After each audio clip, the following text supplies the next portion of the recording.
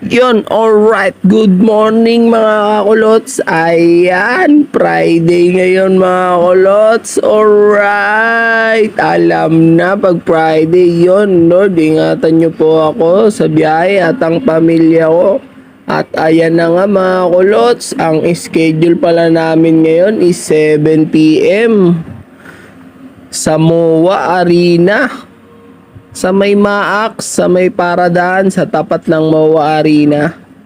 Yung mga pinaparadaan ng mga nanonood sa MOA Arena. Ito yun. At ayan na nga, nandito na kami mga kakulots. Ayan. Alright. Yan, tatlo kami Si Paring Frank, ako at si Bisor namin, si Sir Kwong. Alright. Ayan na mga kulots. Nandito na kami sa parking. Ayan. Papaganahin natin yan at pagpapalitin natin. Kasi nagkabaliktad kami ng kabit ng barrier kagahapon mga kulots. Kasi yung nakakabit dun sa pangatlo masyadong mahaba.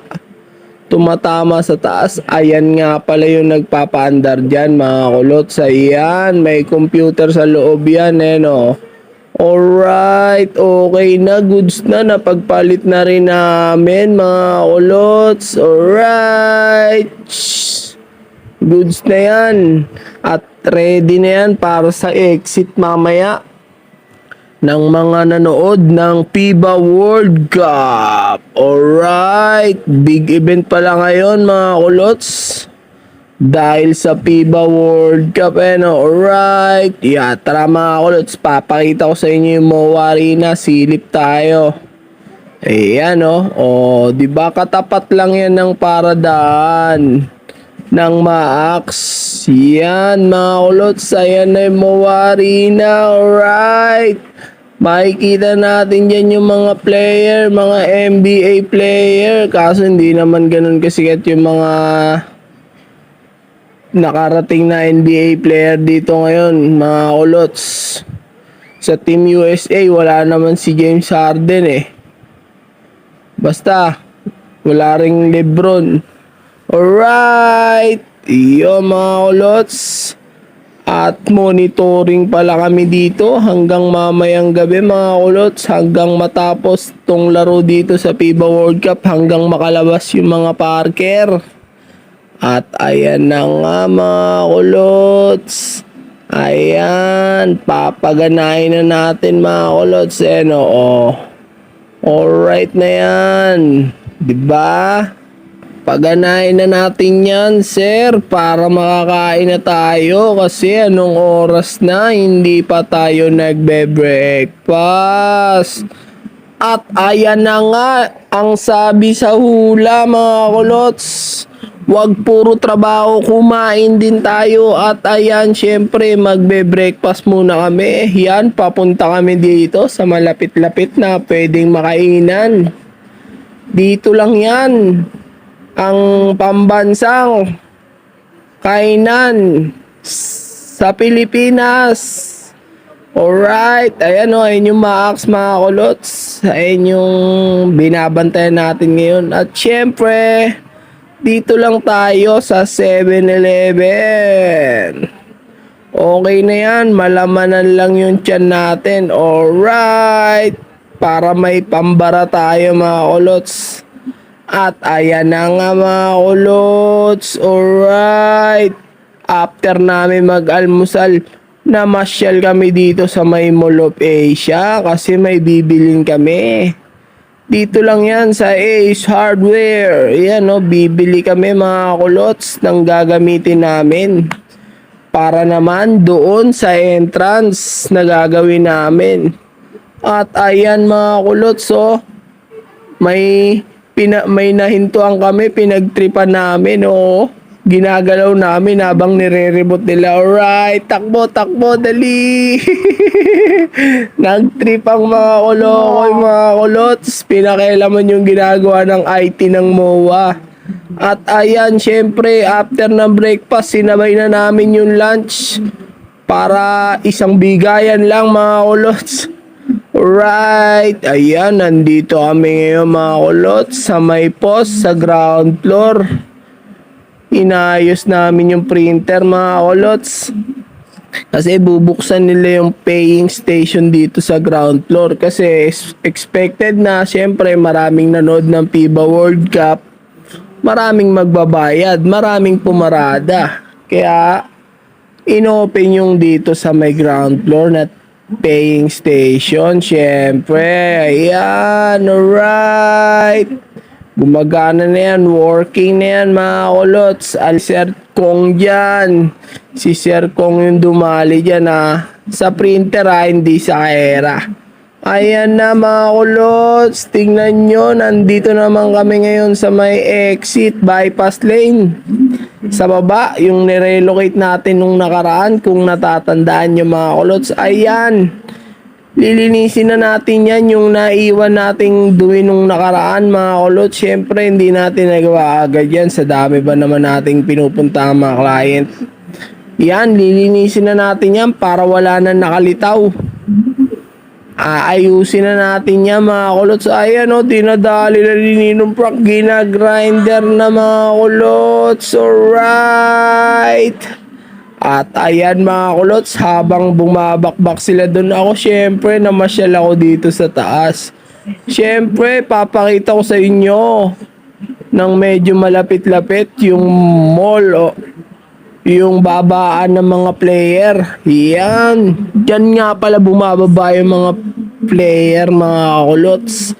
Bali yung ibang NBA player nandito lang naka-check-in sa malapit lang sa may Comrade. Halos katabi lang yan ng SMX. Malapit lang, pwede nilang lakarin. Pero syempre hindi naman papalakarin ng Pilipinas yan. Syempre may shuttle yun sila.